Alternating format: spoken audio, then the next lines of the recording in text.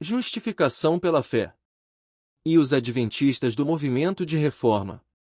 Terceira parte. 21º. A lei foi criada também para esta classe de pessoas, para quem é imoral, para quem sodomita, para quem comete o crime de sequestro, para quem ama e pratica a mentira, para os que praticam um falso juramento ou juram e não cumprem, e para todos os que são opositores da doutrina fundamentada nas Sagradas Escrituras, não confundir com teologia ou doutrinas denominacionais. Quem foi justificado não está incluso nesta seleção de pecadores rebeldes, portanto não temos nenhuma ligação com a lei. Para os que praticam imoralidade sexual e os sodomitas, para os sequestradores, para os mentirosos e os que juram falsamente, e para todo aquele que se opõe à sã doutrina. 1 Timóteo 1, versículo 10. 22º. A doutrina pura e santa só é encontrada no glorioso Evangelho bíblico, que é o poder de Deus em verdade. Você não o encontrará nos púlpitos das igrejas e muito menos em suas doutrinas teológicas.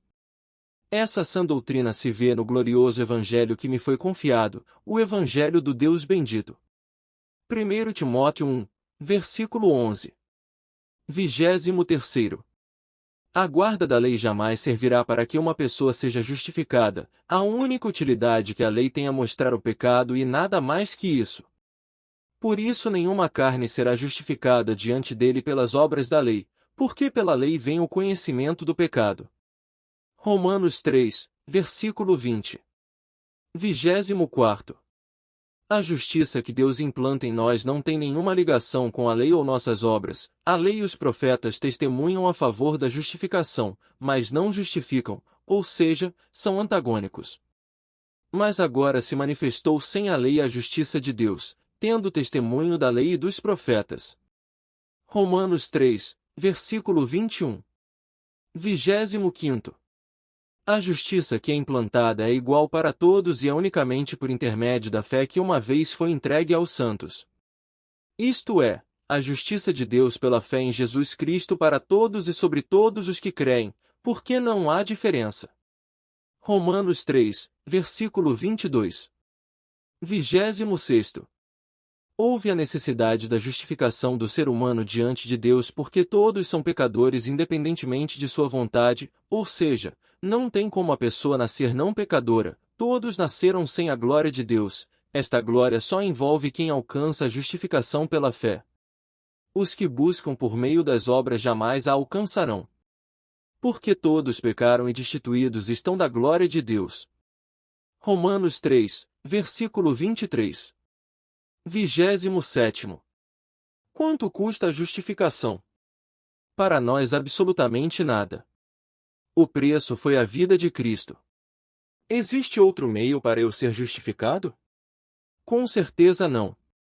É somente pela graça de Cristo, por meio de seu sacrifício que somos justificados. Sendo justificados gratuitamente pela sua graça, pela redenção que há em Cristo Jesus. Romanos 3, versículo 24. 28º. Para sermos justificados, Deus ofereceu como sacrifício para propiciação por intermédio da fé concretizado pelo seu sangue, onde foi demonstrado sua justiça satisfatória e tornando impunes os pecados cometidos. Deus ofereceu como sacrifício para propiciação mediante a fé, pelo seu sangue, demonstrando a sua justiça.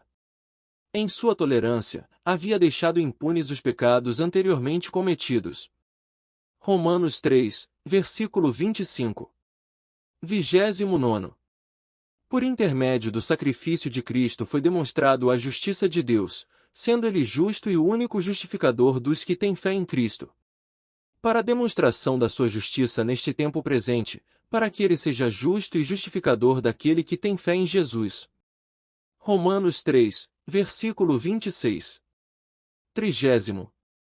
Sendo assim, onde está o motivo para alguma vantagem dos que guardam a lei? É excluída esta vantagem de forma definitiva.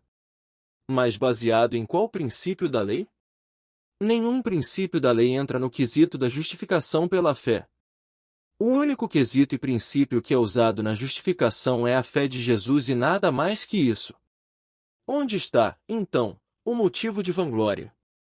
É excluído. Baseado em que princípio? No da obediência à lei?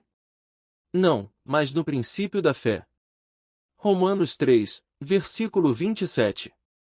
31º. O sustentáculo da palavra de Deus é que o homem é justificado sem ter nenhuma ligação com obediência a qualquer parte da lei. Sendo assim, os guardadores da lei não serão justificados, pois buscam esta justificação pela lei embora alegam que não, mas eles ensinam que somente é justificado se guardar lei, se deixar de comer carne, se vestir cumprido conforme determinado por Sra. White, se for membro de determinada igreja, somente se crer nos escritos da Sra. White, se guardar o sábado. Uma vez conversei com uma pessoa que procura viver a justificação pela fé fundamentada na obediência da lei.